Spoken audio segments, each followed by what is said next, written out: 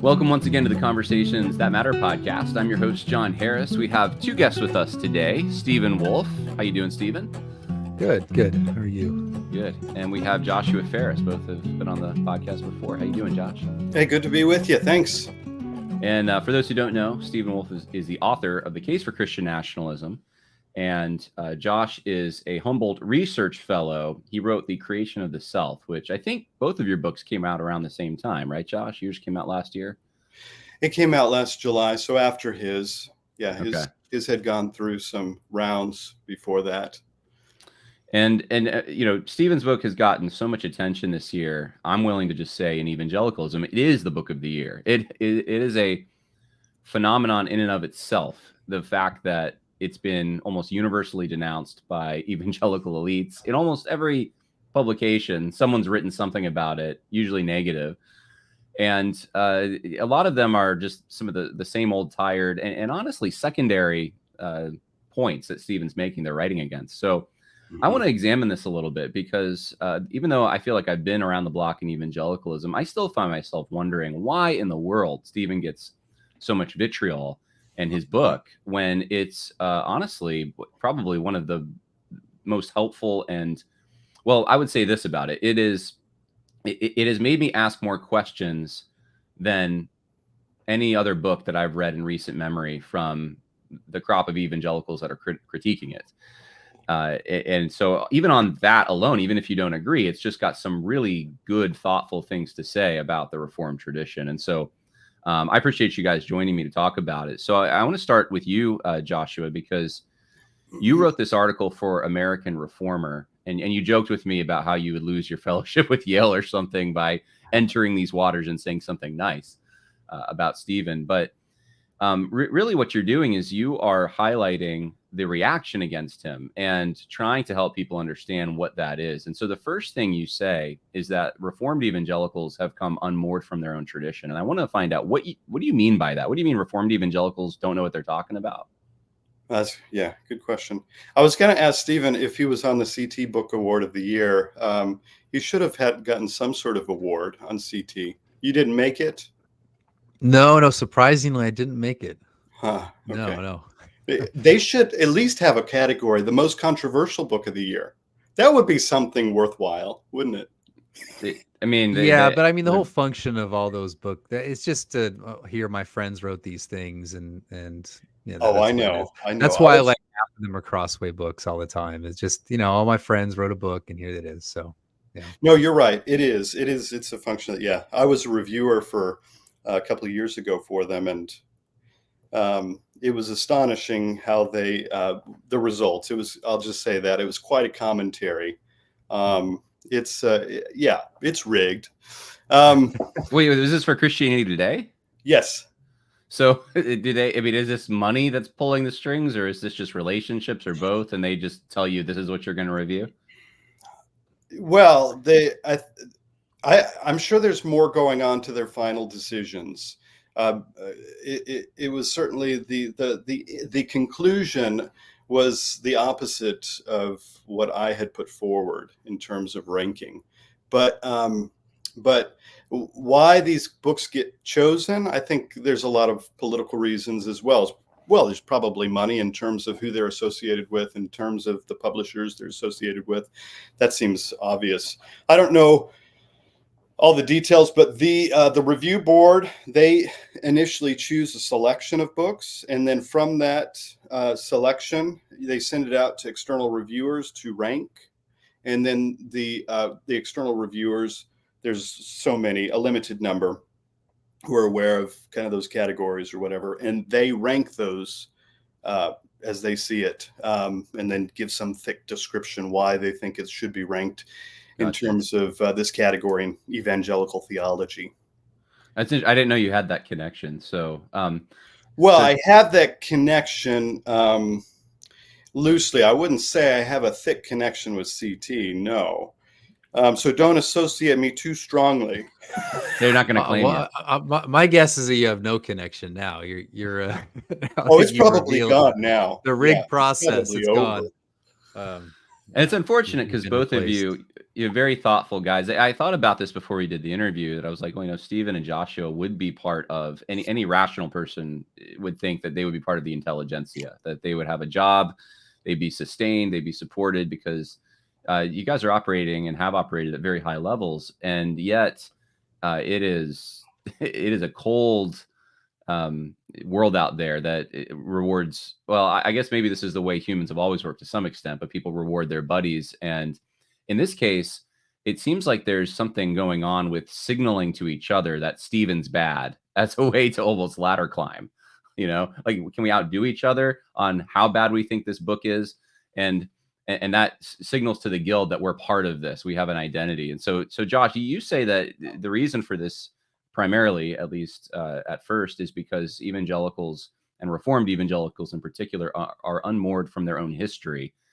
And that's an intriguing and also, I would say, a very pointed criticism. Like, those are fighting words, right? To someone like a Peter Leithart, with who you go after quite a bit. So talk to us a little bit about that. Why do you make that statement?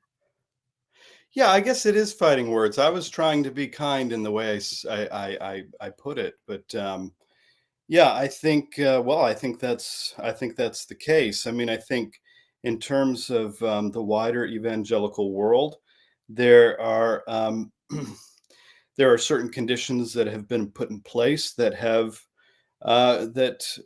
shaped the culture of evangelicalism in a way that is largely the fruit of, I think, ultimately the fruit of kind of egalitarianism and entitlement, which just reflects or parallels kind of the what's been going on in our societies since the civil rights movement. And now I don't want to get into some complex argument about civil rights. It's too complicated for me. I mean, Christopher Caldwell's book, I think, is fantastic in kind of setting the historical record of what was going on. And the civil rights really is a mixed bag in terms of what happened societally.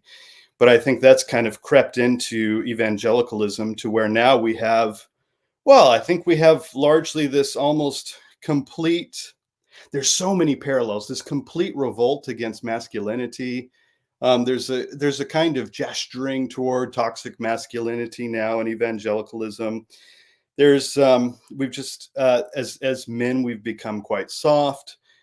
So there's a kind of foregrounding of certain values and virtues, such as niceness. I mean, niceness. Stephen isn't exactly nice all the time. That's not necessarily a bad thing. It's not necessarily a critique, but he's not always nice. And I mean, I could see this on the Twitter feed. You notice I didn't jump in or insert myself in those discussions. I kind of stepped away for a while. I wrote this article.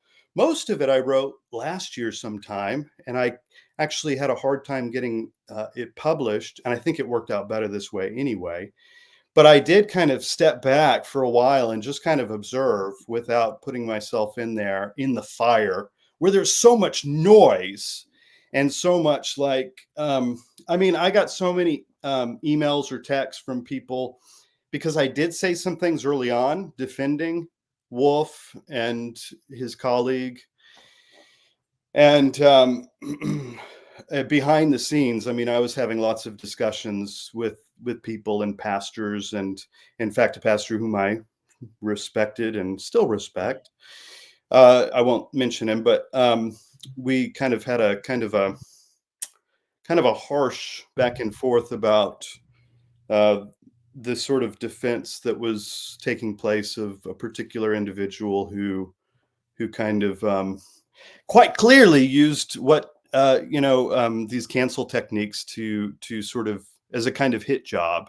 It seemed obvious to me, but so this has been going on. I mean, and some other friends whom I respect, they were so close to this sort of fighting, this war that was going on, I guess you could call it, that they would say things to me like, you shouldn't associate, or because Wolfe has this sort of deep kind of, how did they put it? This kind of, what's the right word? Kind of wicked disposition. and it's coming out. It comes out sometimes in his tweets in terms of how some of the more, what would be perceived as the more extreme, controversial things that you've said that are not in your book.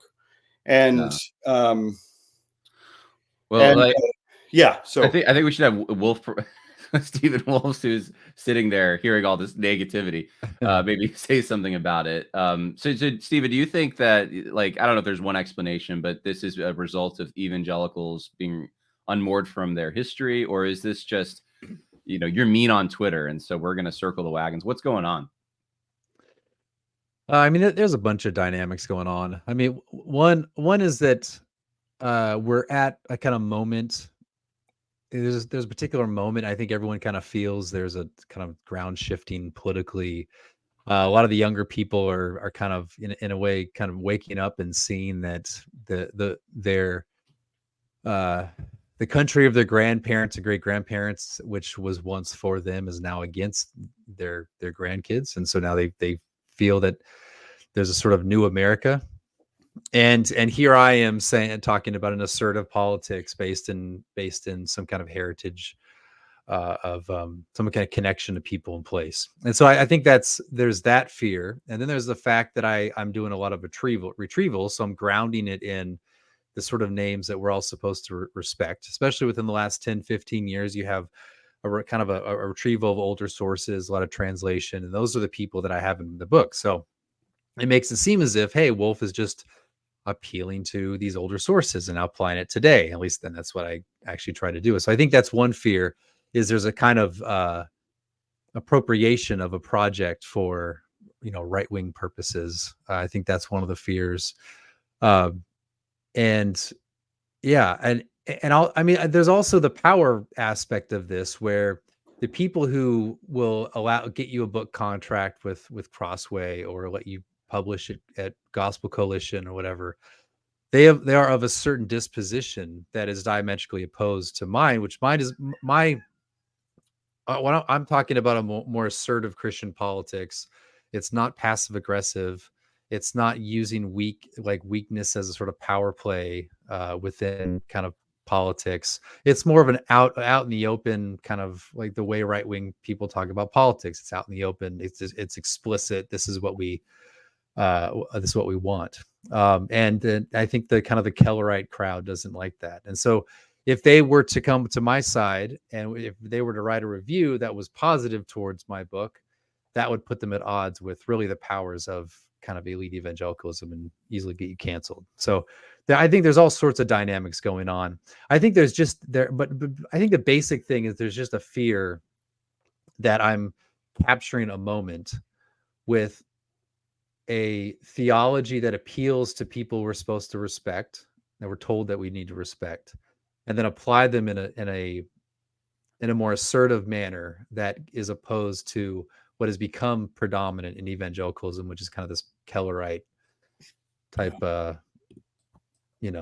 winsome approach, as opposed to kind of a clear means end, politics is politics type approach. So that's what I think. There's probably more to it, but that's. Well, it's interesting you talk about the recovery, because I mean, there's so many examples of this. Most recent that I just noticed, someone sent me an article yesterday by this guy, Jake Meter, who I skimmed through this piece, and he was very concerned about the fact that I guess Zach Garris, and I think then you, Stephen, had taken this quote from Davenant, who talks about the order amoris, natural relations, all these kinds of things, I guess, and that this is appropriated for racism, that he's been taken out of context, all this stuff. And you read it and you're like, no, they didn't take him out of context. But there's this level 10 threat that they see from you taking a respected theologian that they like, or I guess they're supposed to like. In fact, that's the way I think. I haven't gotten to the high levels you guys have, but I think that even in my academic career, that's how you signal in evangelicalism your sophistication, is by quoting these people, right? And saying you're part of their tradition, and then all of a sudden you're finding these other quotes and these other things they've said, applying it to politics and civil relationships, and they're just freaking out about it. And that's a kind of what I want to explore. That's the pathology that I think, Josh, you get into a little bit here, because you give, as far as I can tell, 4 distinct issues, at least, that seem to be dividing this guild from Stephen's project. And the first one is ecclesiocentrism. So, Josh, what can you tell me about that? Why do you think that's one of the evidences that Reformed evangelicals are unmoored from their tradition, but by adopting this ecclesiocentrism? Yeah, well, so I think Wolfe is pretty clear in his book that, and I think he's right, that there is this kind of robust kind of two kingdoms, classical two kingdoms theology that runs through much of the Reformed tradition. I mean, there's lots of variations within that, and of course, there's offshoots from that with Anabaptist theology and sort of these neo-Kuyperians who are doing something else different, and that's a relevant point to kind of some of the heated discussion right now that has sort of shaped a lot of evangelicalism. And then, of course, there's the ecclesiocentrism, which has been put forward by many within kind of the neo-Calvinist, neo-Reformed camps. Peter Leithart stands out as an example who has defended this sort of view. I linked to an article of ecclesiocentrism that Peter Leithart wrote, and he kind of lays out in kind of nice bite-sized forms what it is that we find in ecclesiocentrism. And so it's very clear. I mean, if you're familiar with with him, and who's kind of the what's the gentleman's name who he was close to, who was an ecclesiocentrist, like a more radical ecclesiocentrist? I'm not sure. Would it be Doc Sandlin? No. Theophilus, right? I think he was associated with Theophilus, but they were pretty close. They bring him out. He's an older gentleman now. James Jordan? James Jordan. That's it. He's a kind of radical ecclesiocentrist who said things like, right, when we look at certain passages, like passages where Jesus makes the claim, when his disciples are talking about, or his followers are talking about his family, and he said, something to the effect of, these are not my brothers and sisters, but you are my brothers and sisters in the kingdom of God, or something like that. James Jordan takes that in a very extreme direction to suggest that what is intended is that there's this whole sort of community that supplants the sort of natural family. And you see this in Peter Leithart in several places where he talks about, and he says quite explicitly, he says, gospel is an inherently political message. I just read it. He says, the church is my first family. Christians must learn to say this. The church is my first family, my first city, my first nation. And this is the sort of priority. This is the sort of starting point for how it is that we are to even think about society and the nation, and how we're to sort of orient ourselves around the problems in society. And so I think ecclesiocentrism has this sort of primary orientation toward the church, with almost with no sort of robust sense in which the family, the natural creational family, plays a role in how the orders of the immanent realm, or this natural realm that we live in presently. Yeah. And so I think that's an important distinction between that sets apart ecclesiocentrism, and how it is that kind of Leithart and others sort of operate and think about their theology of the kingdom and the political realm presently, and how we should interact with the world. Yeah. Maybe we should start calling that replacement theology, because that's what they're doing, it sounds like. I think that's right. I think that's interesting. That is where, well, it assumes that human nature is something that can just be, it's very kind of this plastic notion of human nature that's actually very modern, and kind of a radical alchemist or voluntarist type understanding of human nature. Whereas my book assumes that there's, with I think the Reformed tradition and just Christian tradition broadly, that we're all human beings with a fixed kind of essential nature, and that means that there are a set of good. There are certain goods that are universally human, and they're immutable. They're immutable in the sense that that's not going to change. So I assume that from the beginning, which means that grace or anything new or adventitious or anything that would enter into creation subsequent, to creation, such as grace, cannot actually alter that. It can perfect it. But it does seem that ecclesiocentrism has this notion where it sort of grace wipes out kind of human nature and then kind of reconstructs it by means of almost like by means of the church, such that like that marriage is not a natural good anymore. It's a good because it pictures Christ in the church, and that's really that seems to be the only reason why marriage is still a good. So it's like it's reconstructing through the gospel what human relations is, and so that's why like that James Jordan quote that Joshua you mentioned would make sense in that model. Whereas so that the church really is kind of that sort of first family, and we only have families not because it's natural or fundamental to a human good, but because it reflects what it is true of the church, right? So but my model is I think more kind of historically Christian or non-Anabaptist, put it that way, where there's the human being created as human with a immutable set of goods that Yes. and towards which he drives. So that and a Christian who becomes a Christian does not cease to be a human being, but actually is a human being perfected or restored. And so whatever is essential and fundamental to human being, you actually share with your non-Christian neighbor. But so just like them being your neighbor being married and having children, you having all these things are just fundamental goods that are not then sort of reconstructed and made through and good only on account of its relation to the church or imaging Christ in the church, but because it's actually a human good as created. So Yeah, right. which I take to just be Christian, I just like the And biblical. basic Christian Yeah. tradition. I'm gonna say Yeah. yeah, it is. Well, I think it is. And obviously, when you look more in depth into Peter Leithart's hermeneutic, I mean, he's much more post-liberal, and he is.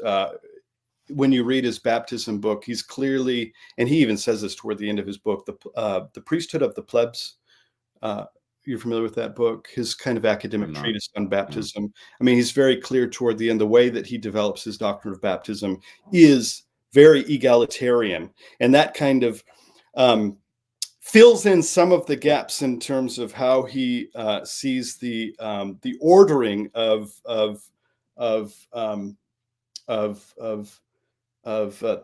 how it is that we're to operate in terms of gender, and how it is that we operate as the family of God and things of that sort. But I think what you're saying is not only historically rooted, and he in one of his articles he admits this. I think to some extent he admits, Stephen Wolfe may be historically rooted a bit or more closely aligned with the tradition. But this is where I see the need for ongoing reform, right? Some Reformed Christians will say we always need ongoing reform. I think that's a mistaken way of applying that principle. But that's one of the things about the Lightheart review that I always kind of thought it was, I kind of chuckle reform over, can always is reforming. that it's almost as if it's like he basically recognizes that my conclusions follow validly from from my premises. So so my arguments are valid. He just disagrees with the premises, which is fine. Problem though is all the premises are basically historically Reformed Orthodox. So it's like, he's basically pushing back against the critics on the Reform side. I mean, he's effectively doing that. He's effectively pushing back against my critics on the kind of the more solidly traditional Reform side by basically acknowledging that my conclusions follow from Reformed tradition. So That's good. Yeah. That's And whereas he wrote the review for his kind of Theopolis crowd, which doesn't affirm those, quote, dualisms, and say, so it was mainly for the Theopolis crowd. I think that's what the review was all for. right. I Yes. do want to get into the dualism thing in a moment, because that's one of the second categories here that Josh focuses on. But as someone who writes history and reads history, it's easy to go back and look at. People will admit this today. If you're talking about, let's say, like soteriology, someone will say, I'm a Calvinist, I'm Arminian, I'm an Amraelian, or whatever, and these have distinct meanings, and you can trace them historically. And one of the difficulties about this is that Ecclesiocentrism. Okay, what is that? Which reformers, which fathers of the church believed in Ecclesiocentrism, and it's kind of this like broken map to try to go back. Or maybe the map's not broken. We just haven't done the research and properly identified these things. I see so many people, especially more theonomic types. We'll just say it's all pietism, right? Like, all the objections are just pietism or something like that. And we're grasping for these explanations to try to make sense of it. But I do want to try to be as precise as possible. And I do think this is a thing. Ecclesiocentrism, like, that's certainly a thing. I even remember hearing just in pop evangelical circles for a long time.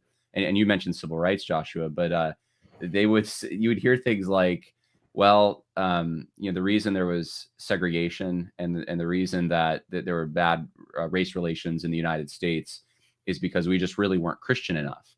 And and even like sort of subtly giving these hints that, like, Martin Luther King Jr., though, was a true Christian, and when he came, some of these issues got wiped away, because now people were looking at each other as brothers and sisters, children of God, in this more Christian way, even though we know that wasn't a third American Great Awakening, as MLK said it was. There wasn't like a revival of theological orthodoxy, or people weren't getting saved in tent revivals or anything like that. It was a new egalitarian way.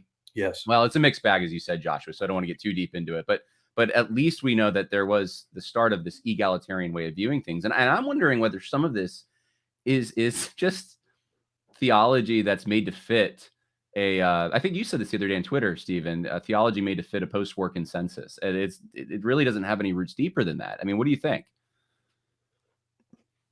With Ecclesiocentrism specifically, Stephen, do you think that's like does this have longevity in the Reformed tradition, or is this just something that theologians today are trying to make fit because they have a commitment to liberalism?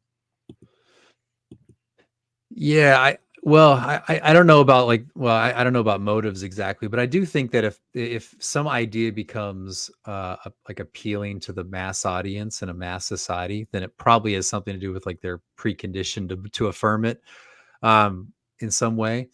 And so, yeah, I think there certainly is an egalitarian impulse behind that notion of that the church is the only true Christian nation, and we can all just almost in a sense form a society on no basis, on no kind of similarity, except that the kind of the spiritual feel like being united to Christ, and that's the only ground of kind of having this sort of unity that somehow can work in civil society and in the real world, within Earth.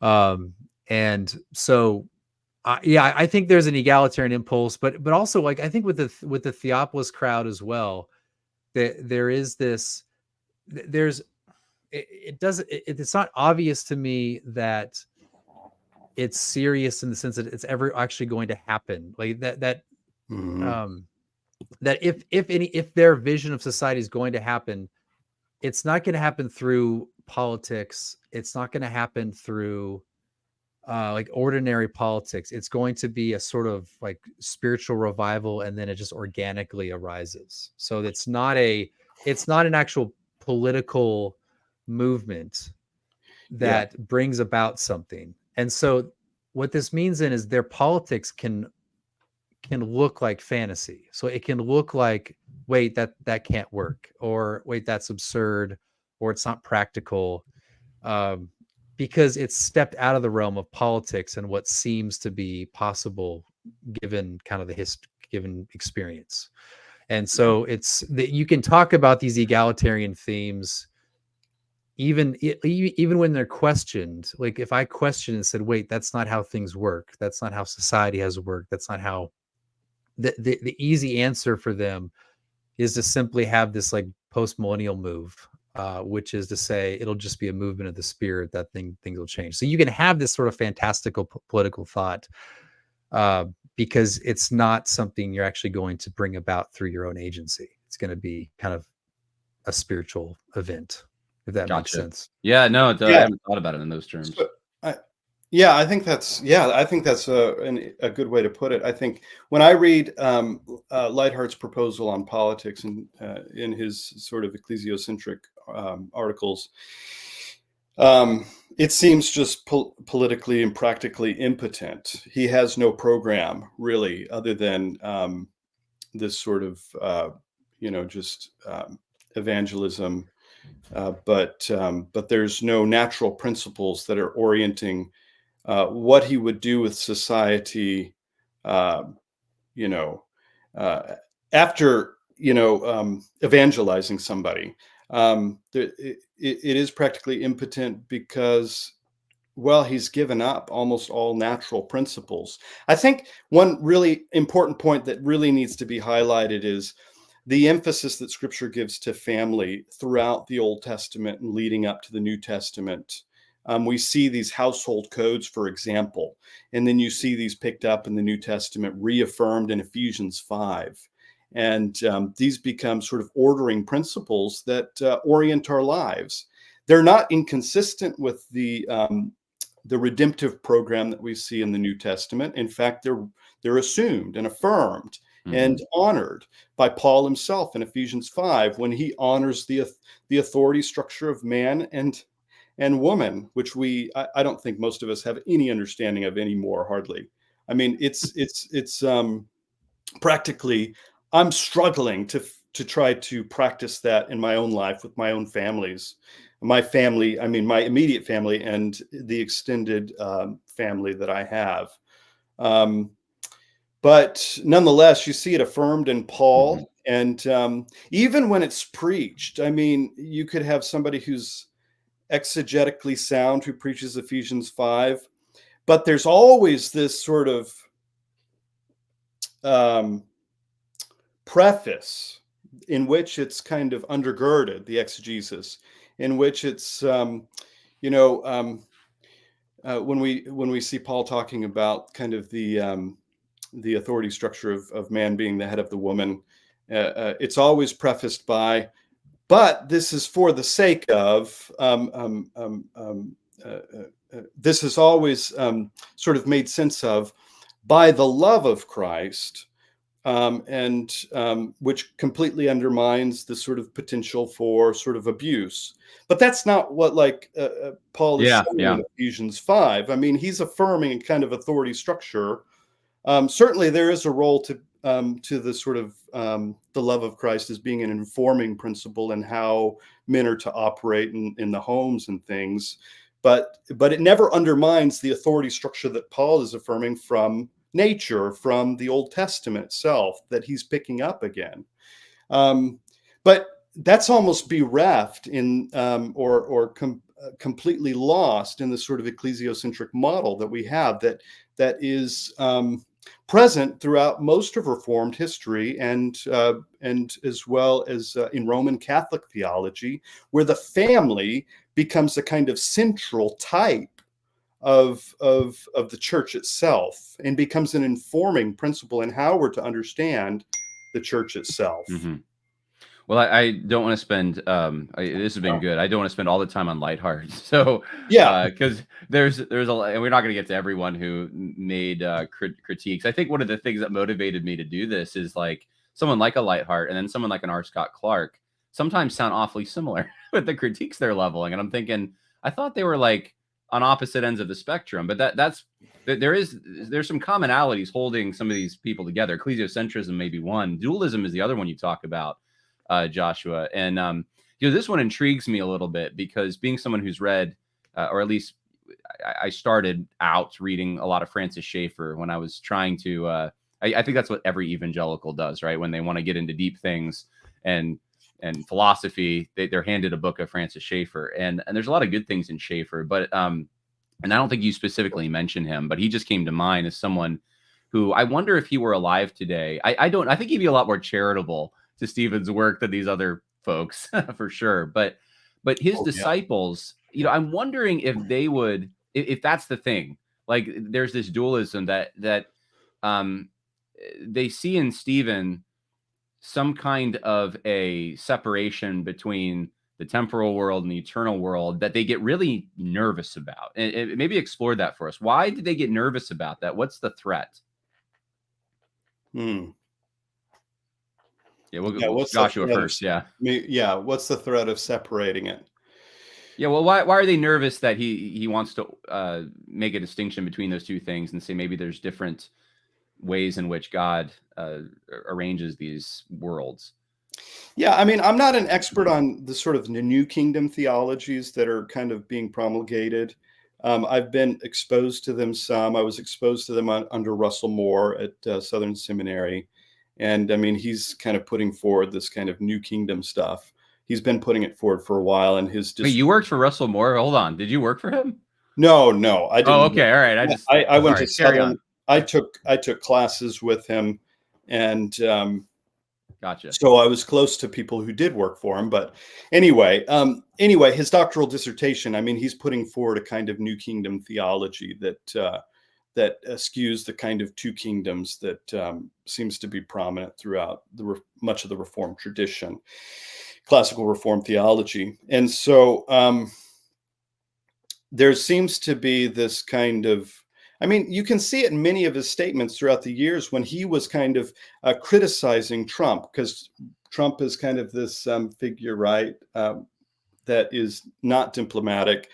He's not diplomatic like Reagan was, right, or like W. W is kind of this cute leader, right? Trump comes along and he's this brash, non-diplomatic politician. And that becomes part of the sort of the aim of critique of people like Russell Moore. But also there seems to be this presupposition that almost anything that is natural, that hasn't been actually redeemed in some way or saved, is inherently bad. That I mean, he makes several statements like this when he's criticizing both Trump, his followers, as well as the kind of Christian nationalist crowd that was kind of developing under the influences of Trump and Trump's administration. He says things like this: "This is not our home. Don't place your hope here." Right? There's always this sort of underlying kind of rhetoric that is actually motivated by certain theological principles, that this kingdom here is not our kingdom, but our kingdom is in the future, and will be sort of consummated in and through the church itself, rather than through the sort of natural kingdom, the political society in which we live. And so he makes these statements: "This is not our home." I think I had another quote in there from him. But there is this assumption that the principles that are operational in politics are, almost inherently evil themselves. They themselves need to be redeemed. And so you create this kind of vacuum. You see this in a lot of TGC articles. I got so frustrated for many years reading sociopolitical works that were coming out of the TGC. And it was always like they were trying to gesture towards some kind of third way, but I couldn't figure out what that was. What are you actually offering in terms of how we as Christians? You just want to hold on to power. That's all. That's what your problem is. Yeah. So, yeah. No, that's a good point. I know exactly what you're talking about. And maybe these two can collapse into one, because that's maybe where the ecclesiocentrism is justified theologically, is within this dualist framework. But Stephen, I have heard more than one person talk about how you're scary because you quote Aquinas and you're going back to Roman Catholic categories, and this is actually against, some people will say, against the Reformed tradition. So what do you have to say to that? Yeah, I mean, this goes to one of the things I didn't entirely expect, and that is that I'd be accused of essentially being Roman Catholic, like a crypto-Romanist or something like that, by theologians of all people. And it was one of those. That's why I wrote, like, this is started with Brian Mattson essentially saying I have Roman Catholic categories. I responded with an article saying, or the title was "Correcting Theologians," because it was just kind of silly. But people think that if you distinguish nature and grace, you distinguish sacred, secular, distinguish temporal, eternal, or distinguish heaven and earth, you're actually jumping out of the Reformed realm and into kind of Romanist type distinctions. But that's just simply false. I mean, I don't know. I don't know. Yeah, it's frustrating. It was one of the actually very frustrating things about this, is that that's just obviously false. If you've only read Kuyper, or if you've only read like maybe Bavinck's take on the Reformed Orthodoxy, maybe you'd be confused, I guess. But if you read Turretin or Calvin, or really anyone of the 16th and 17th centuries, you'll know that all those distinctions are there. It's that there's a difference between distinguishing and separating, and there's sometimes a fine line between the two.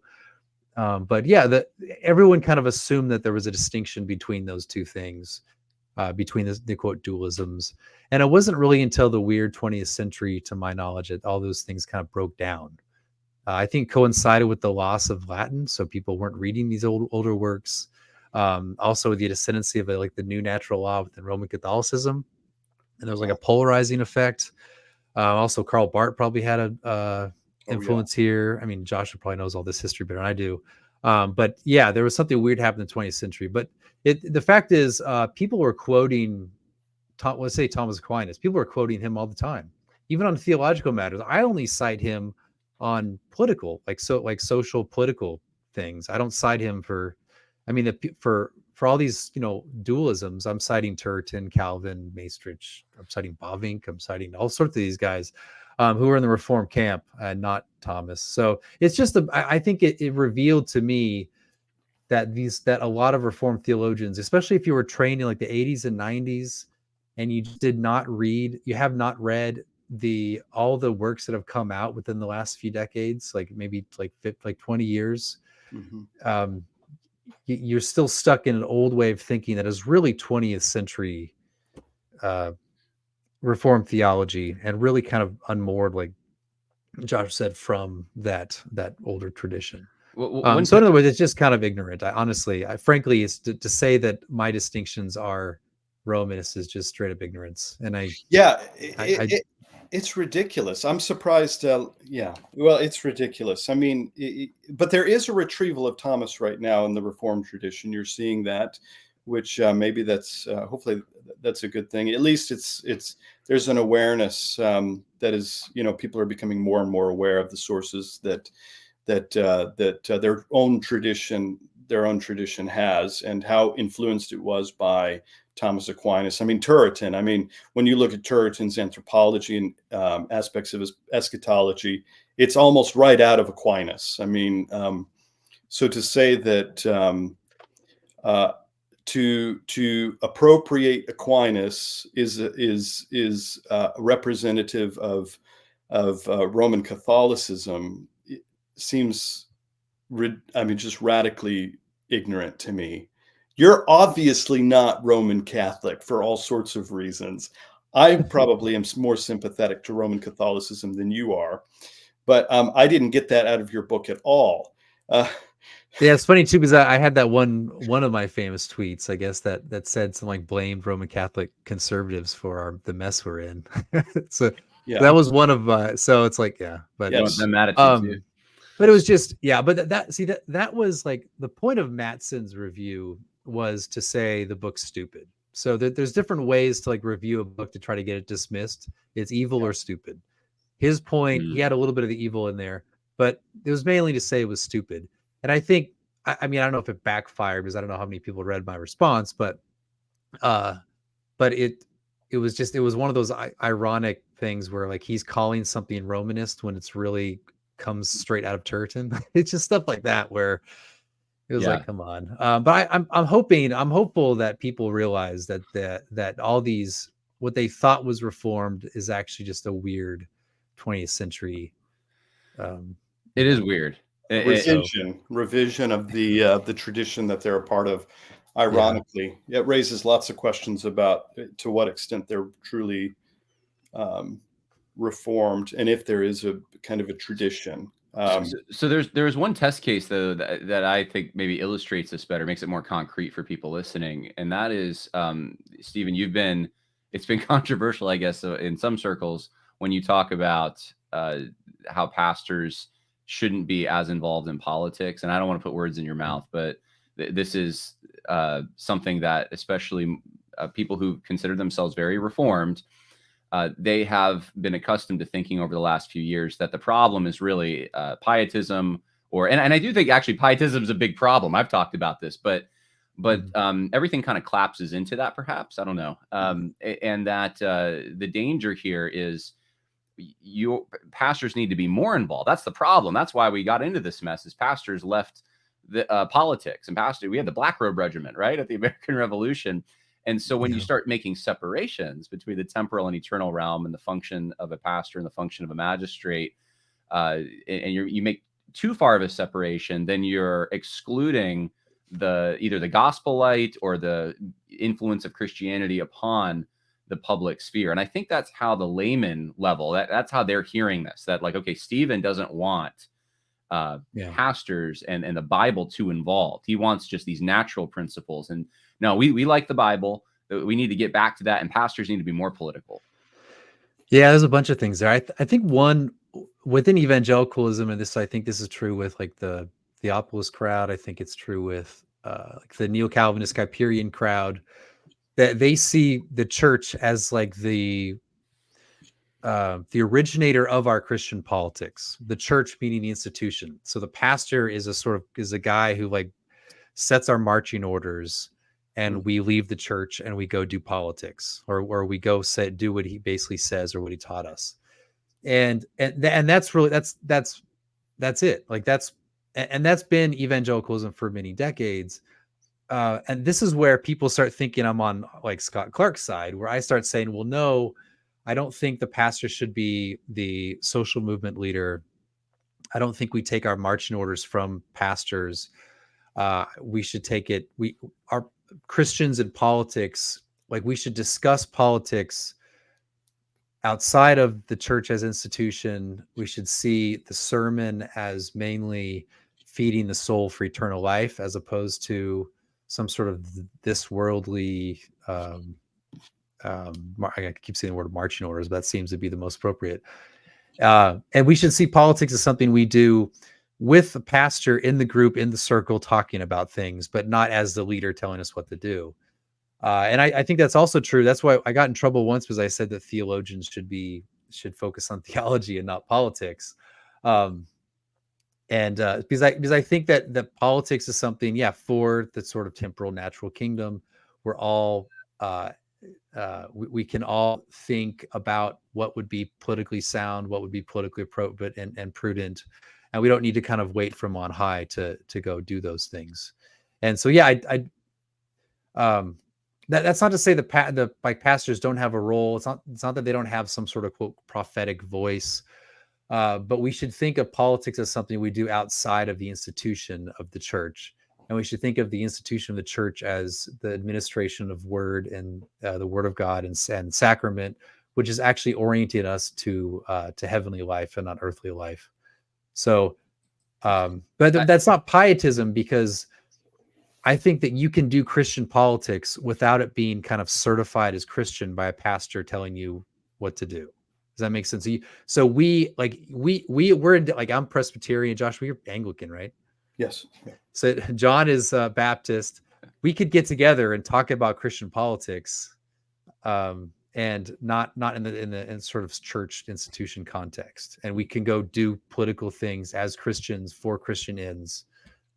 So that's my take on all that. And I think that's historical. I mean, I know there's a Black Robe Regiment and all that, but there's also a function of the fact that pastors were the most educated people in the past as well. But anyway, we can get a whole new different subject Well, on this. I do think it merits a little bit of explanation, just because this is where I think this audience in particular that's listening to this, their heads start exploding, some of them at least, because they're thinking 2020 and they're thinking, I went to a church, my pastor didn't stand up to the tyranny. I mean, we didn't meet for a year. And I wish my pastor was involved in politics, right? There's sort of this simplistic, I don't want to say that's simplistic, that's legitimate, but it's, but on a base level, they start hearing like, how pastors should be involved in theology and not politics, or in the church and not the state or something. They start thinking, okay, well, that was my pastor who was useless during that whole ordeal. Yeah. Well, that's him entrusted with the institution, who can resist the state. But that's different than saying that we are like sort of commissioned to do Christian politics after the sermon when we walk out the door. We should think and talk about politics as Christians, without the need for someone who has a sort of sacred office that is really meant there, who is there primarily to feed your soul for eternal life.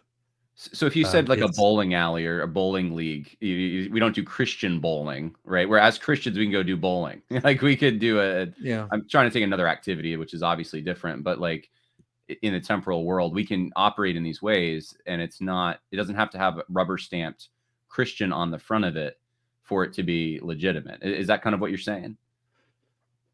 Yeah. It doesn't need to be an outgrowth of the instituted church. Okay. You don't need a political office or hey, this is the room where we do politics next to the pastor's office. Like we don't need, we do politics in the political realm, and it can be informed by pastors. So the way I think of it is like in the military, I've said this several times on podcasts, but I think of it as like with regard to a political movement, the pastors are like chaplains in the military. So they're analogous. And a chaplain in the military is on the special staff to a commander. So every battalion, brigade, division, corps, they all have these chaplains assigned to commanders. But the chaplains are not in the chain of command. The commander doesn't need to go over and get approval from the chaplain. He doesn't tell the chaplain what to tell other people. He's a sort of guy to the side in the organization chart. He's to the side, whereas the other units are subordinate to the commander. But he still plays a role advising and the commander. So I think in a political movement, the pastors can serve as a chaplain to the movement, without as pastor being a sort of in charge or the commander.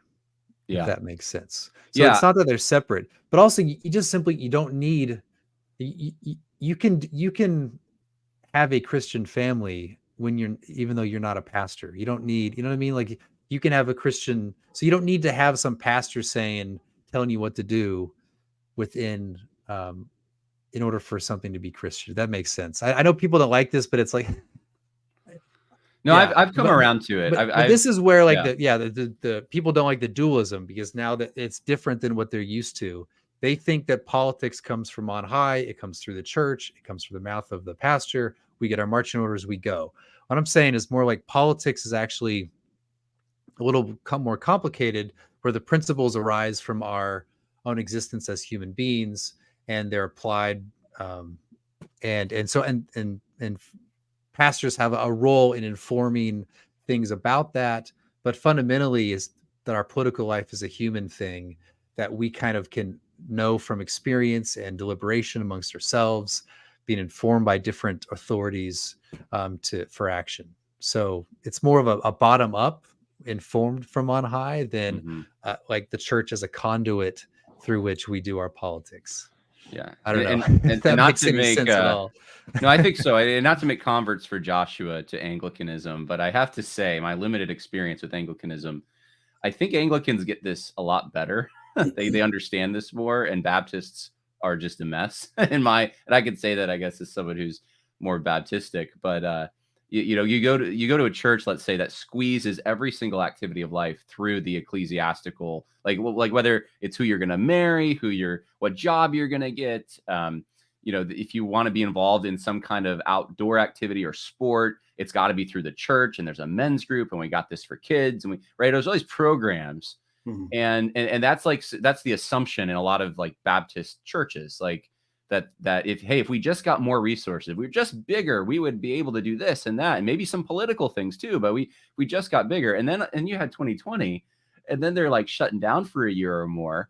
And clearly, like, one of the obviously main reasons the church exists is to meet, and they're ignoring that, and they're just deferring to the civil magistrate. I think that's where people got frustrated. They're like, all these other activities are put through the church. How come in this one area, all of a sudden there's this incentive not to be involved, when like it's like you had one job, like open up and meet. So I get the instinctual kind of knee jerk to that, because it sounds slightly familiar, but it is different. Because you're not saying that a pastor doesn't have the responsibility ecclesiastically to meet and maybe even defy and engage in civil disobedience at times. You're not saying that, I don't think. You're not saying, well, that's politics, so pastors shouldn't be involved. When politics comes into the church needs to push back and address that. But what you're saying is like there is like a separate role that the church has, it being an outpost of heaven, an administration of grace. And I just think, in my experience, Anglicans, I think, understand that a little more. They're not forming their own bowling leagues. They'll say, go get involved in the town bowling league, right? I think, at least, maybe my experience is off there, but I don't know if does that help? Claire, like, I'm trying to bring it down to the layman level. Am I tracking with you, Stephen? Yeah, I think that's right. Yeah. Okay. Right. Well, I think, I mean, within the COVID thing, that's them. If politics hinders them from accomplishing their mission or their calling, their sacred calling as a pastor, and they're entrusted with the institution, they can resist Right. civil powers. What I mean is that there's a tendency to think that, well, if the pastor doesn't tell me what the proper tax rate is, like income tax, is income tax theft or is it not, and at what point? And then I go from there, and I have a little pamphlet given to me in church that says these are the income tax is bad or something like that. And then they go, okay, well, the Bible says income tax is bad. And so then they go, and now we do politics. Whereas I'm saying, maybe we should, instead of trying to get some absolute, it's good or bad, we on the ground say, what's going to benefit us as a community, as a people, do politics as a deliberative effort among different people, from different authorities, from different sources. And then we make the most prudent judgment we can. I mean, politics is a mess now, but that's ideal. Is that now, should we have tax rate? We obviously need tax revenue of some sorts. What's the best way to do this and that? And so instead of trying to get like, what is the absolutist moral principle for taxation and tax revenue from the pastor and teaching the Bible, instead we on the ground as people work through what are the needs, what are the means we have, what are the ends of political life, things like that. So yeah, no, that makes sense. I think there's sort of a practical way of approaching politics, and it's not everything's like this black and white, thus saith the Lord, right? You could find, when you're preaching through the story of David, and you find, hey, when they wanted a king and he's going to tax you at 10%, doesn't seem like a good idea, guys, right? We could talk about that's in the Bible, right? But it's not like you can't start hard and fast rules about like, well, the pastor said this is evil, this rate or whatever, therefore this is our Christian duty and obligation. I frankly think like the books written to try to justify an economic system that is strictly from the Bible is just so bizarre to me. I think it's, I don't know. It seems ridiculous, but anyway. Well, sorry, Josh. I know I that was my fault. I belabored this point way too far, because it was. No, I mean, I think there's something just related to that's important. There's something that's gone on in politics about kind of the rhetoric that's just these sort of clear dichotomies of good and evil, and everything is very clear cut, either good and evil, and maybe there's some truth in that. But you see this rhetoric obviously in kind of hawkish politicians that kind of dominates the rhetorical strategies in order well, it's kind of it's power game, and it's been co-opted and utilized obviously by the left in varying ways um, to sort of control the discussion and the narrative. You see this kind of game being played also in evangelicalism. This is something that I was trying to lay out in the article to some degree, in terms of the sort of relation or the parallels that we see in the mechanisms that are used in evangelicalism that begin to look more and more like the kind of political rhetorical power plays that we see in politics. But you have, coupled with that, you have this sort of, it's almost like this underlying idea that politics itself is bad, and that also that anything that is natural is bad. I don't know if they would say that. So, but Russell Moore, his quote, "Mayberry is surely on its way to hell as quickly as Sodom," end quote. I think Stephen actually cites that quote in his book. I can't remember. But I thought that's quite a commentary. But that coupled with this rhetorical power play of kind of setting out these sort of radical dichotomies seems to be at play within the sort of evangelical discussions presently. And Christian nationalism, ironically, has become the evil, the bad, the wicked. That I mean, you're kind of the enemy now, that they're after, ironically. Well, John, so we've been going for an hour. I just have one final thing? I had it, in two parts, but I'll just combine them and flatten them together. Ethnic instinctionism and racism and bigotry, because you're tap dancing on it right now. You're talking about. I mean, hey, was there any black people in Mayberry? I don't remember if there were. That's the fear that it seems like a lot of people, Kevin DeYoung, Neil Shenvi. I mean, I don't know who didn't bring this up when they were reviewing Stephen's book, that this is going to push for some kind of a bigotry. And that was your last point, Josh. So, like, how do you see that playing out? Like, what does that say about the evangelicals who are critiquing Stephen? Like, what do they believe that's made them all hung up on racial matters in these odd ways and seeing a threat in him?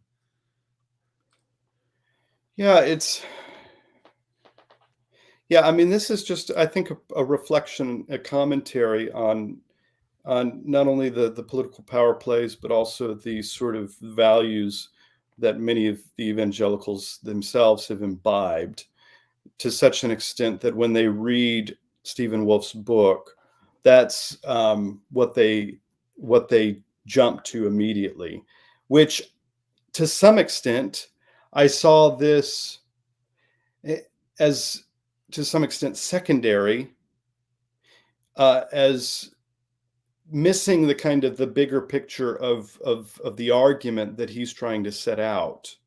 And it, rather than it being a sort of implication that we can, once we understand the project or the program itself and how it fits in the Reformed world and how it fits with our biblical, our reading of Scripture, it becomes kind of foregrounded in a way that is co-opted to undermine his sort of credibility and to dismiss. It's an easy way to dismiss the book, and I think it's been used in that way quite frequently, to dismiss the book.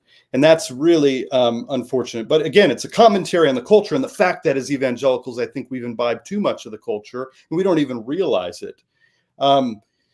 So the ethnic instinctionism stuff, racism, obviously these are complicated matters, but again, I think we need to major on the majors in terms of the argument that Wolfe is making, and then talk about the implications of that and how to work that out. But let me bring it down a few notches to the concrete level. to my place, my family. When I think about my daughter, I think about this a lot. I think about like, how is it that, who is it that I would want my daughter to marry? I think about the complexities of marriage today and how, in many ways we're doing quite poorly, on understanding sexuality, gender roles. We're confused. I think these parallels are not unrelated. When I think about my daughter, I think, what can I do to help her become a flourishing woman, to have, to be successful in life, to be a good, to have a good life.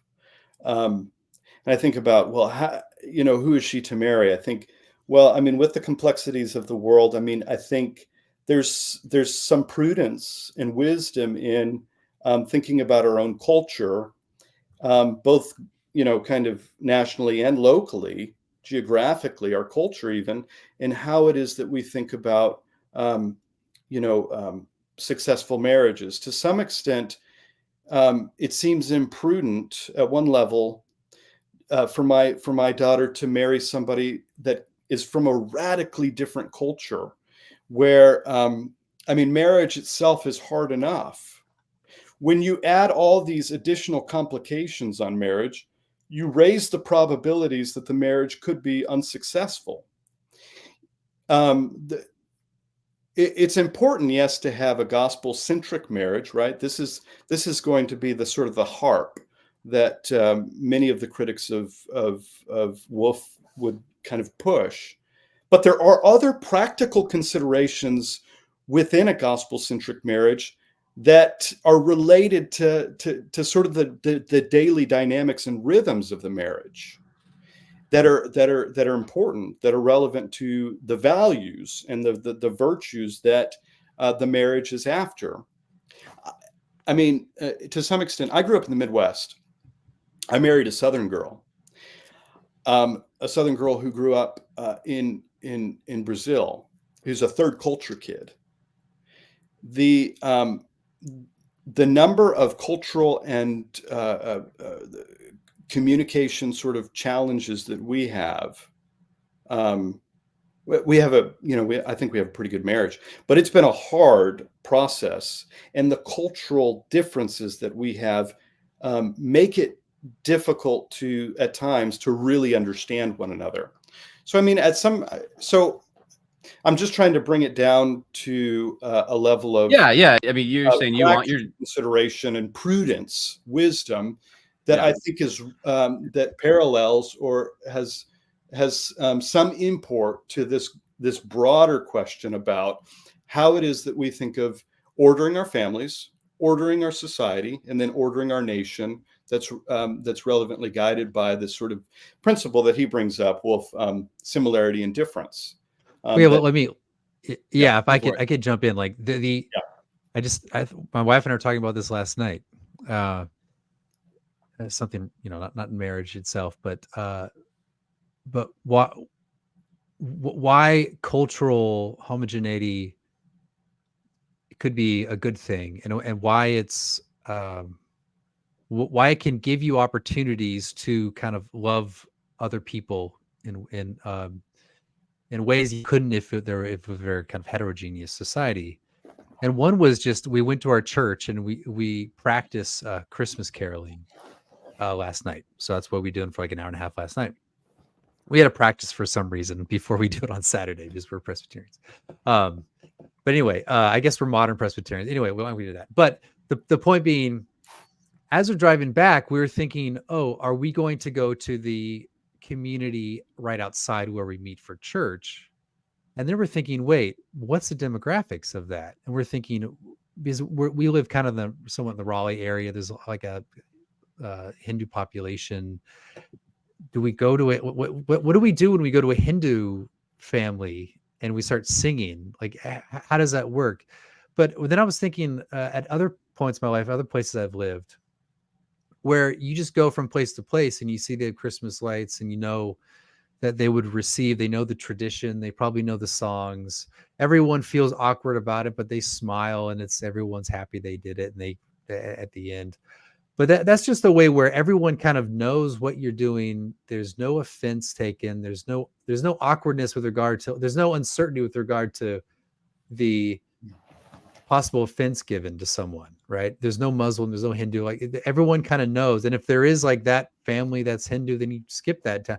But the point being is, like, if you don't know, it creates this place where now that tradition becomes kind of killed off by diversity, right? So that's just an example of, I would prefer to live in a society where I could go door to door caroling and have, just suffer through the awkwardness of them hearing me sing. That's it, right? So that's kind of that's what I'm getting at. That's one aspect of it, but that's also the whole idea. Caroling, you look at the top, it says traditional English song or Old Welsh or this or that.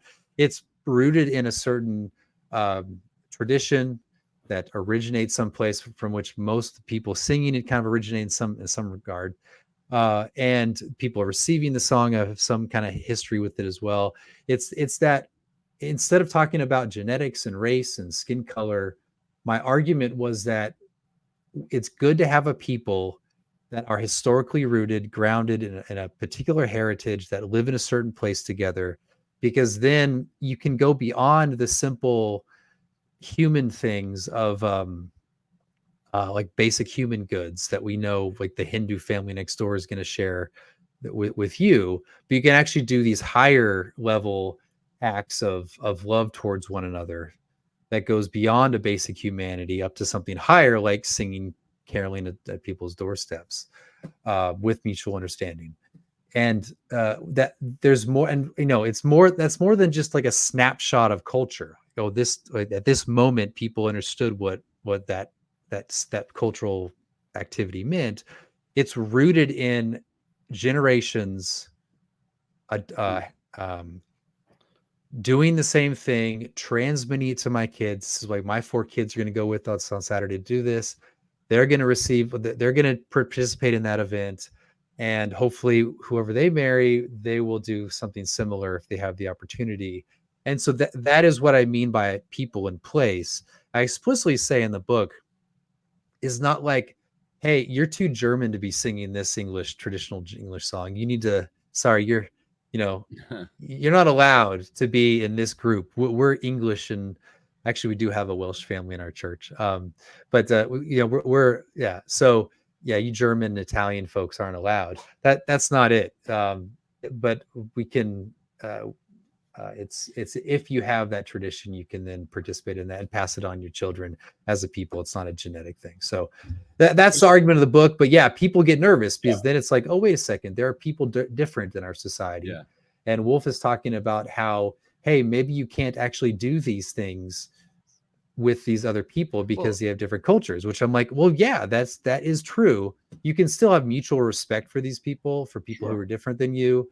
You can wish the best for them, but that doesn't mean they're going to come caroling with you. You know what I mean? So, but people get freaked out because they think that, everything has to be universal. Everything you do has to be something anyone could do. But no, that's not there's a as whole human beings. Cultural heritage that's being passed on, right? There's an inheritance that you're giving to your children. That's important. Well, they think, Josh, you just said, I'm going to whip out a DNA test when someone asks to date my daughter. That's what they're hearing. That's the weird thing to me. And it's really smart people that are hearing that kind of thing when you say that, which I know what you mean. Yeah, right. Well, hopefully, I imagine after this conversation, maybe they'll take us this way. Yeah, but I mean, it seems to me like Wolfe's book doesn't flatline. This is what egalitarianism seems to do in broader context and applications. It seems to sort of flatline natural difference that is actually very good and healthy and good. I just said that, and I realize that somebody's going to listen to that and say, "Oh, he's a kinist or something." No, I'm not. I'm actually not. But I recognize that these differences, natural differences, are good. They're designed by God. God I mean, in the scriptures we see recognition of difference. That's reflective of God's glory in creation. These are important differences, and at a practical level, in terms of how it is that you order your own family life and then society to some extent. I mean, without putting a fine sort of point on this in terms of like being dogmatic, I can't be dogmatic about it. But in terms of it's just a practically wise, prudent. If we have an actual heritage, we have an inheritance that we're giving to our children. That is partly a knowledge inheritance that we're passing on to our children, but it's also a practical inheritance of rhythms and customs and rights and these sorts of things that themselves are sustaining of natural goods. It's good to preserve those things to some extent. Doesn't mean that you don't allow any sort of difference, but I mean, I think just a kind of good old conservative principle is that you got to be at least prudent about how much change you bring too quickly into a situation where you actually end up doing more harm to the dynamics of family and societal life. And this is why, I mean, immigration is important. Well, it's a related issue. It's an important issue. This is why we don't allow open up the floodgates and allow a complete sort of set of cultural practices and values into a society, because that ends up sort of eroding the sort of cultural practices and the heritage that we have, and it begins to sort of flatline any sort of distinction that has historically been the means by which we sustain a set of goods and values. I went on a kind of no, it's good. I think the strength of Stephen's book, in a way, on this topic is that, Stephen, you have a more holistic approach to this than your critics seem to think you have, where you're looking at shared experience over time in a place, share events, things like that. I know you use the World War II story often about grandfathers from World War II, and you can talk about it, and you share a commonality, shared loves. So it really is Order Amaris stuff. It really is. There's nothing novel about this. You can find this in Augustine, but that's the odd thing. That's the weird thing. That's the pathology. That's the what I think we need to examine more. And I wish more people would write about this. Is we got a weird kind of obsession in the Reformed evangelical world, where I guess it's anti-racism or something like that. Even people who say they're not CRT, I don't believe in CRT, like Kevin DeYoung. I mean, he can't get away from this. He's got to look at your project as not sufficiently against segregation enough or something like that, which really wasn't the purpose of your project. But there has to be, it's like a requirement. Like you pinch the incense, like anything that you do in the political realm, you need to preface it with like, and segregation was the worst thing that ever happened. And it's like, you can't get away from that. This very simple thinking about genetics, and that it all reduces down to that, which is what they want to put on you. So, I mean, I think though that if you just read your book, though, you're holistic about this. You're not looking at genetics as the primary thing, or even, or I should say, the only thing. I think at one point you admit that like shared, what do you say? Like something like a shared ancestry or heritage, in the sense of like, coming from the same stream. I don't remember exactly how you put it. Like, that there is shared experience that's built up because of that. But you're looking at the shared experience. And now I'm going on my own tangent here, I guess. Well, no, it annoys me, man. It annoys me. That's how he defines ethnicity to some extent, right? I mean, which in our culture is multiracial already. I mean, it's right. Is it?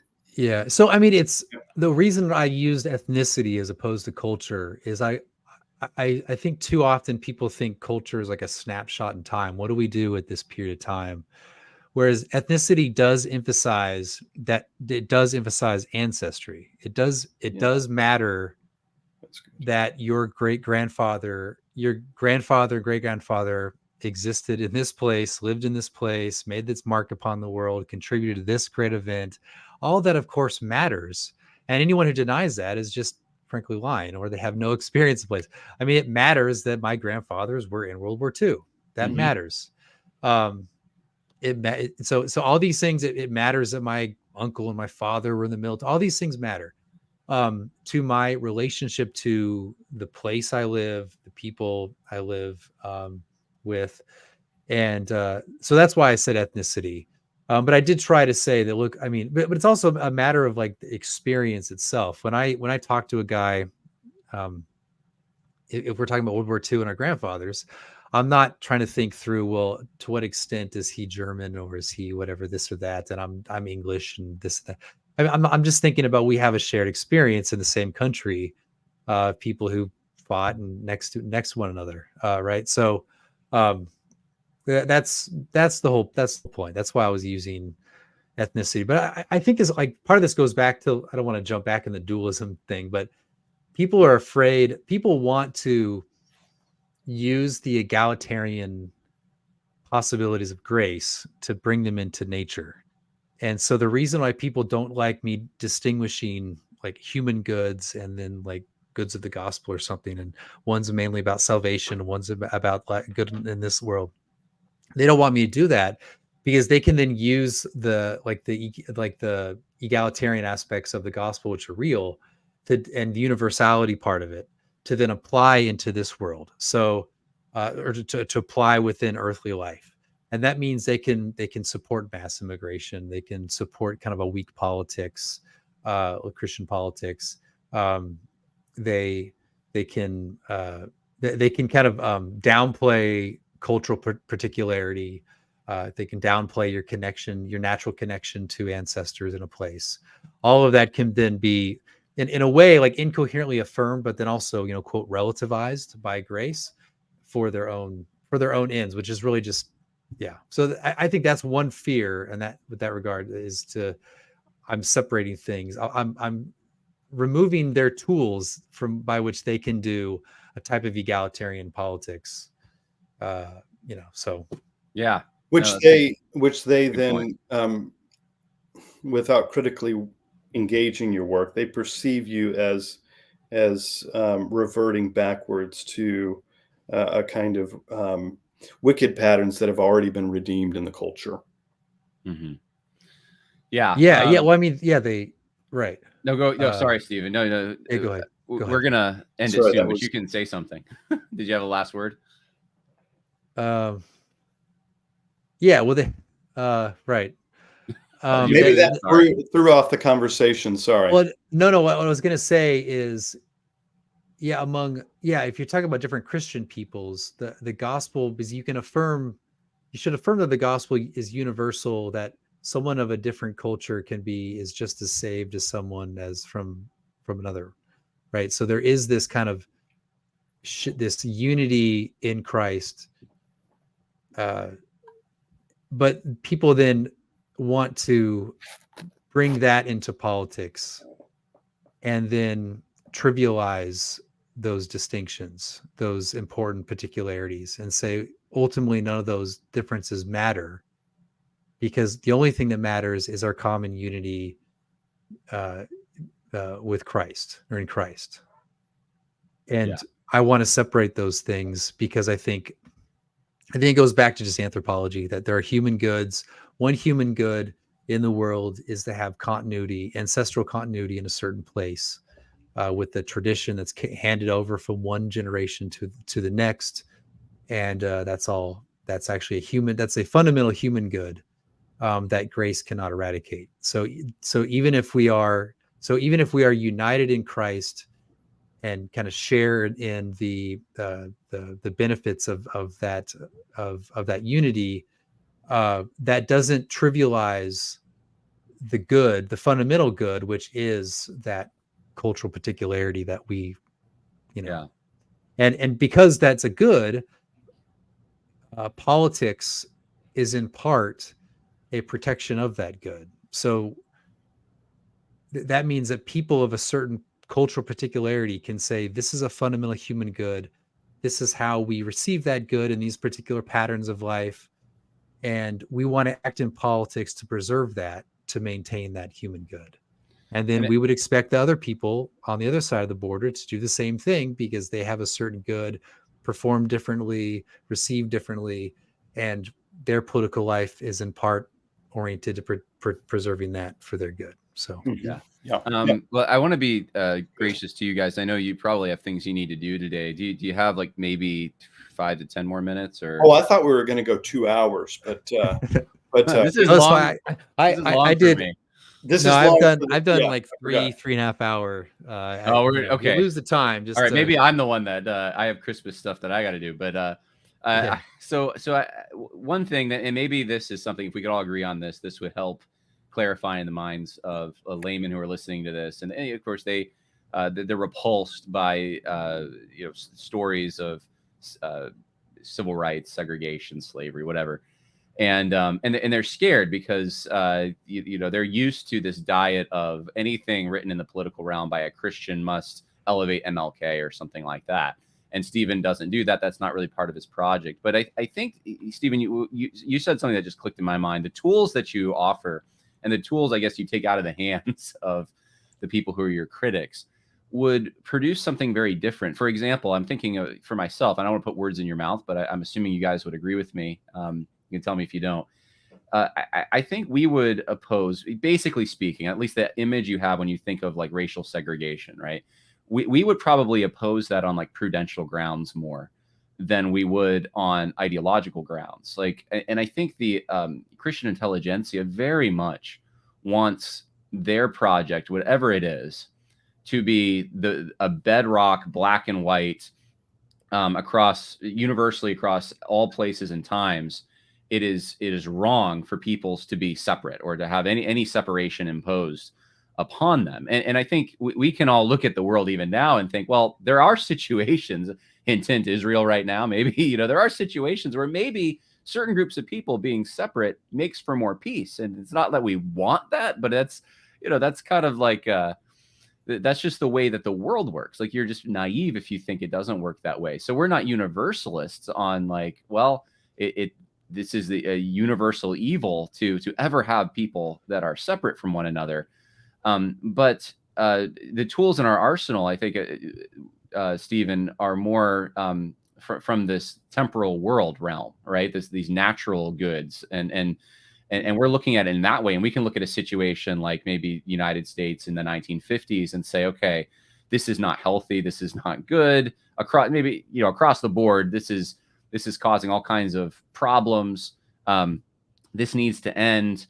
And we can see something like that, but not be universalists in the sense that the evangelical elites today are, where they want to have like all this moral authority and credit themselves with being, I guess, righteous people because they're even more against this travesty that everyone says is the worst thing ever. I don't know if that's making sense. It just clicked in my mind, though, Stephen, as you said, tools for some reason. And that's where I think you fall short in the minds of many. And in fact, Kevin DeYoung just gave you a 1 star, I saw. I don't know if you saw that. So, really? He did? That's awful. Apparently, if you Google the book, Kevin DeYoung gave Stephen out of 5 stars a 1 on the TGC. I don't know how they do it on the TGC website. Yeah, I don't know who actually rated that. I don't know who did that. It had to be a 1 star because like that's the Kevin DeYoung is like he's the voice of the moderates in the PCA and the Presbyterian world. And so, yeah, but anyway, that's a different issue. But I mean, on this issue, yeah, people. He can't give you any credibility, can he? He cannot. He can't, right? If he did, he would be in trouble, right? I threw out a wrench there. Sorry, Stephen. Sorry. It's funny. As another aside, it's funny how people, when they actually hear me talk, they find out that I'm actually far more reasonable than they expected. That I'm actually a fairly reasonable guy. Yeah. But anyway, that's where was I? Oh yeah, segregation. Let's get into that. No, like people they freak out when there's any kind of sense in which there would be people would prefer to kind of live among people who are similar than people who are similar as they are, and people kind of freak out about that notion. But people do that just by choosing where you're going to live. And I think there's a reason for that, and that's because you know how to act among people who, you know how they're going to act. You know, you're going to act. Everyone is kind of has a mutual understanding of what you do and what you say, and so all sorts of things. And so that it creates kind of an ease of life when you have mutual understanding. And this is true between people of you know, different white groups would be the same thing. This is not like a sort of like a racial thing, but but people Germantown, freak Little out about Italy. that, and they think there's something wrong with that. Whereas I think that culture itself, there's no universal culture. The gospel didn't provide some sort of universal culture. People are going to have different languages, different ways of life, different clothing, different expressions, different customs and festivals. And they're going to, even if they share the same festival or the same sort of event, they're going to do it differently. And all that's just perfectly fine. And we shouldn't freak out that people who do have a way of life would prefer to live among people with a similar way of life. Yeah. But yeah, there is that egalitarian impulse that's in our society, and then the theology shows up to justify doing whatever you can to eradicate difference and particularity. So, well, last question that I have for Josh and then Stephen. I think that's a great point, Stephen. What do we do about this? Now, we've been going on for almost an hour and a half now, and talking about objections, assuming the audience has a basic familiarity already, I guess, with this, and they've looked around and seen, oh man, all these people seem to not like Stephen's book. How do you approach this? I don't know if you've thought about the problem, because I now find myself in a situation I didn't realize we were in, where the intelligentsia in Christianity, in Reformed Christianity, and evangelicalism is basically more or less tools of the regime. They don't even know it sometimes, but it seems like their job is to try to make sure that the regime knows that we're not really a threat. And so Stephen looks like a threat coming in, and they all kind of attack like antibodies would attack a virus.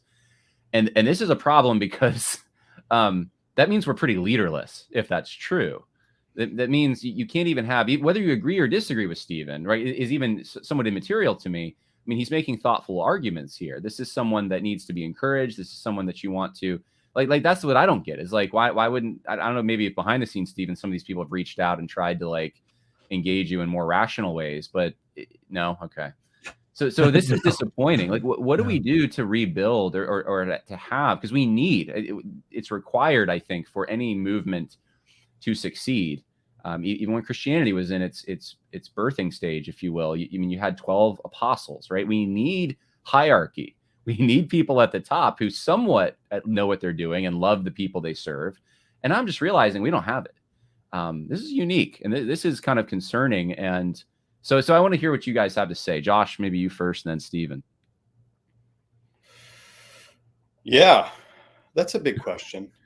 Do we just make memes making fun of them? Is that that's a big question. I mean, I think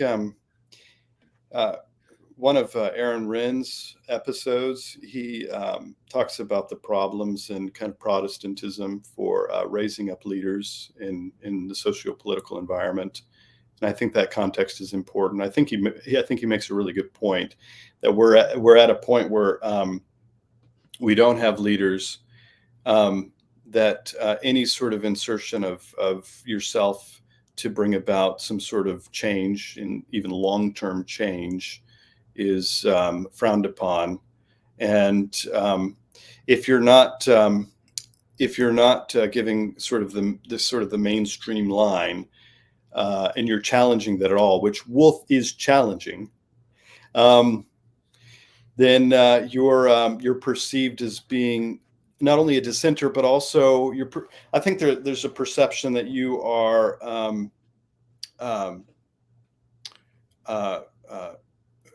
challenging, right? I mean, so I think he brings up a good point that what Wolfe is trying to do here in his project, and I think he's doing in many ways, is he's providing a sort of countercultural trend to evangelical the evangelical culture that we've created now, that it parallels in so many ways the tactics and the methods and the thought patterns of the world. I mean, in many ways, aspects of social aspects of the evangelical culture are kind of, a lot of people will say they're like 10 or 20 years downstream from where the mainstream culture is. And so the values that they imbibe just takes a little longer for it to be processed and to become part of the rhythms of the evangelical culture. So what you see Wolfe doing is, I mean, Wolfe is acting as a leader here, and he is stirring up the conversation, I think, in very helpful ways to get us to think of, to not only to retrieve our tradition and to think about what it is that we've given up in embracing and foregrounding these values that are mainstream in the culture. And he's forcing some kind of self-reflection on what it is that we've become as a people, as families, as a church as well, and what it is that, what our values are, what our virtues are, what are the ideals that we hold to in society or nation, as well as in, well, the church itself. So what do we do beyond that? I don't have a worked out plan. I don't, that's a okay. big question. I'm not sure how to answer it. I've been toying and going back and forth with, I've been a part of kind of these conservative, evangelical sort of denominations, throughout my life that have kind of separated from the mainstream denominations. And my nationalist tendencies now are realizing we really gave up a lot in many ways. I look at the ACNA, for example, the ACNA. We all know the Anglican Church of North America. Mm-hmm. They broke away from tech for probably very good reasons. They're doing their own thing now. But what they gave up was quite a lot. They gave up institutions, backing, heritage, buildings, and the like, right, that are sustaining of good things. And they're trying to do something new and entrepreneurial. We'll see how long that lasts, right? I'm not sure it's going to have longevity. Will tech have longevity, though, either? I'm not sure that it will either. But there's a new kind of movement of, what do you call it? Reconquista, yeah. Reconquista, this attempt to kind of reclaim the mainstream denominations in the U.S. And I think there's something valuable in that. Will it work? Do they have plans, like well worked out plans to actually make it happen? I don't know. Yeah. So I'm giving you a very inadequate sort of. Well, you bring up some good points, because I haven't heard any really great attempts at this, because it's either we form the leadership factory over here, which we know that doesn't work really. I can't point you to a seminary that I'm like, oh, you just go to this seminary, then you'll have a good pastor. Or it's most seminaries are dying. Yeah, they're really struggling. Or it's Reconquista, which I don't know of any successful stories related to that. It's a lot of talk, but I can't think of like a liberal Episcopalian church or something that was taken back or something from liberalism, and so yeah, you have this challenge. And I think you said one thing though that does stand out to me, like Stephen's a leader, and I think there's something to that. Stephen actually risked his neck, put his thoughts out there, wanted to help people. Maybe if more people, and there was a cause. Yeah, and I think people rallying, because I think there are people rallying to Stephen, but they do tend to be younger, I think, and they do tend to be active online, and maybe they're not in all the academic faculty lounges and so forth, but they are the ones who are going to fund whatever comes next in evangelical Christianity. And so there's something to that. Maybe people who risk their necks, maybe they don't have all the academic accolades yet, but maybe that's the place we start to build. So, Stephen, what do you think?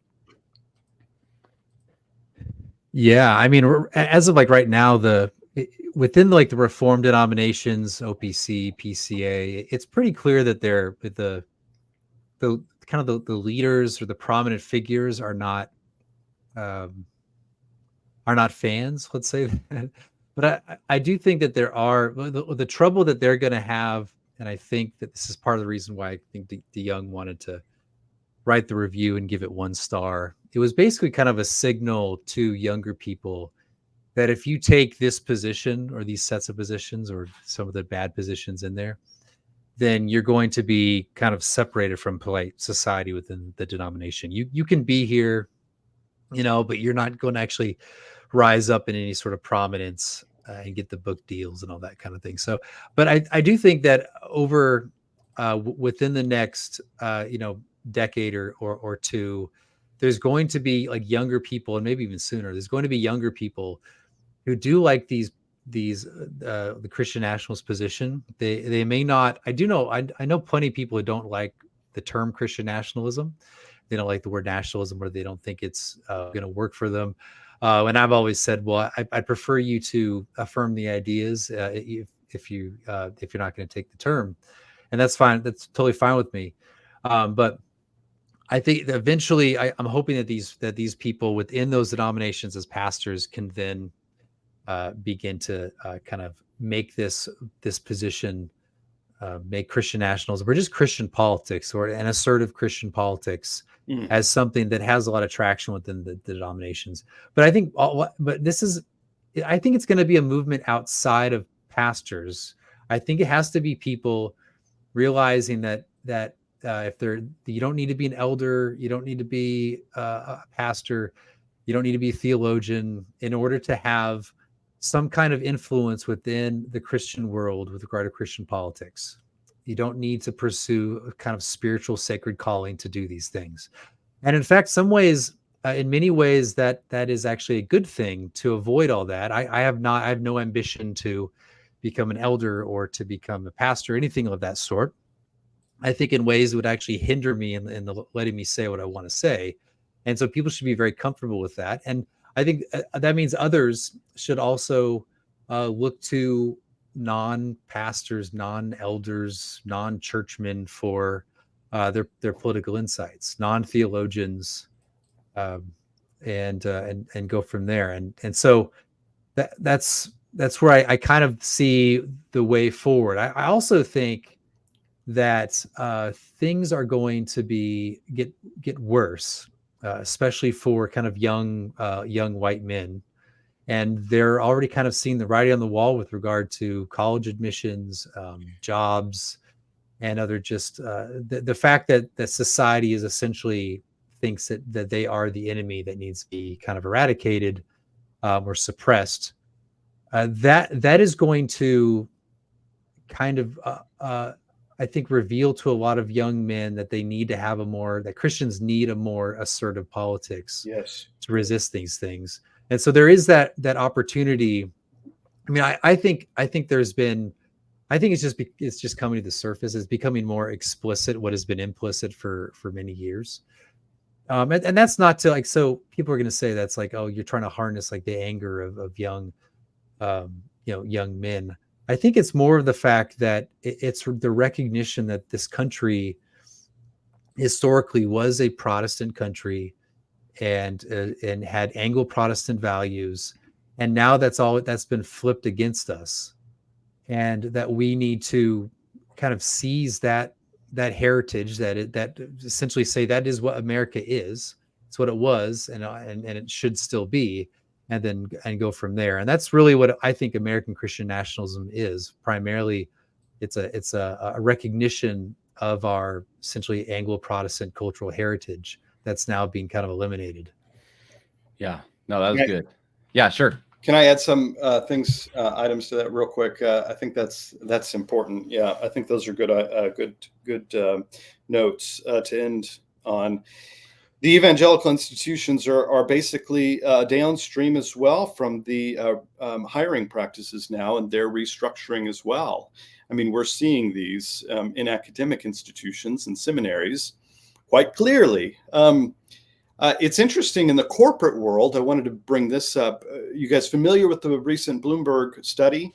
It's quite fascinating. In 2020, there was a promise from the big corporations to do a complete restructuring of hiring in HR to restructure who they hire and hire more minorities and fewer white people. I saw that.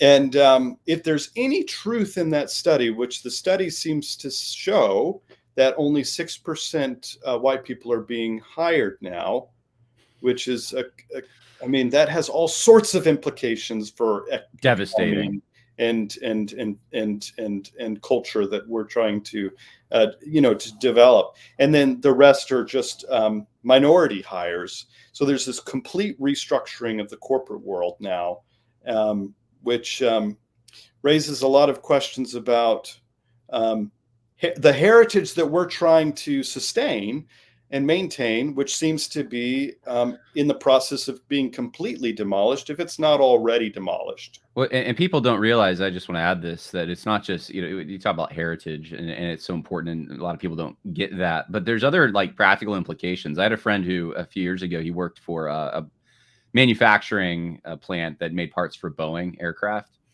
And he told me, look, in 10 years, and now I'm trying to think, this was like 5 years ago, but he's like, in 10 years, I don't want to get on an airplane. I'm afraid to, because, and this was before 2020, they were, the contracts to get materials, whatever they, contracts they were using to, for their parts, were going to women-owned businesses, minority-owned businesses, LGBT-owned businesses. And they were saying that, white men, and this, of course, was something they were bragging about, I think, publicly, that this is how we're sourcing our materials and so forth. And it's not that, he's against any of that. It's just more like the quality went way down. And that's what I think, these are implications that people aren't even thinking about. Like, quality is going to go way down. Services are going to go way down. Are we ready for that? Right. And it's going to take strong people to get through that. So anyway, sorry, did I cut you off? I don't know if you had one more thing you wanted to say.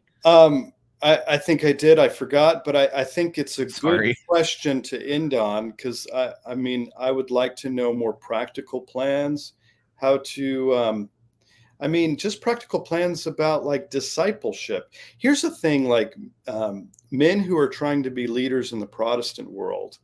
I mean, I don't remember getting much advice in terms of how to integrate that with my own Christian worldview when I was in my 20s. I've just now in my 40s learned things that I should have known in my 20s, and that would have altered the decisions that I made in terms of how I order my family. These are very practical, on the ground things that are completely out, almost almost non-existent in the sort of Protestant Christian churches, at least as I was a part of them, that are relevant to this discussion in terms of ordering principles, natural ordering principles, and how we think about counseling young men to become leaders in their own homes and in their societies, and maybe even in politics, to be the sort of conduits of change and to be more assertive, or even one word that's unpopular, more masculine in some ways. That's, anyway, you asked that question. Yeah. That's a good question to end on, because I think there's a lot more to think about here. I think we're sometimes I wonder whether or not we ought to be just recognizing the leaders who have, like Stephen, who's put his neck out there, and rallying around them and uplifting them as examples, more than let's build the next leadership factory, which is destined to be filled with people who teach leadership skills that aren't actual leaders. So so maybe that's the way forward, but it's all in the Lord's hands, of course, and we trust his providence. And so on that, I just want to say Happy New Year to both of you. And hey, where can people find you? Where do you want me to send people? Josh and then Stephen. Oh, great. Yeah. Where does the hate mail go? Well, they can look up my Facebook page, Soul Science Ministries, and joshuarferris.com, joshuarferris.com. You're supposed to say it 3 times. People get it, joshuarferris.com. Soul Science Ministries, Soul Science Ministries, Soul Okay. Science. Yep. Yeah. Yep. So you can look there, and you can reach out to me there. And All right. Yeah. And then Stephen, Twitter, where can people find you? Yeah, Twitter's good. Yeah. Perf and All right. just. Perf and just. What does that mean, by the way? Perf and just. Yeah, what's perf and just? What is, What's the it's perf? like, it's a dumb. I was reading Plato, and it's a line in the Republic about perfect course it is. injustice, and I was like, you know what? That's all these people. You know, it's a long explanation. It's dumb. It's a dumb name. My wife hates it, but I refuse to change it because it's dumb, and it's my Twitter heritage. It doesn't make any sense. And you'll pass on the handle down to your children, I'm sure. Yeah. All right. Well, God bless, guys. Happy New Year.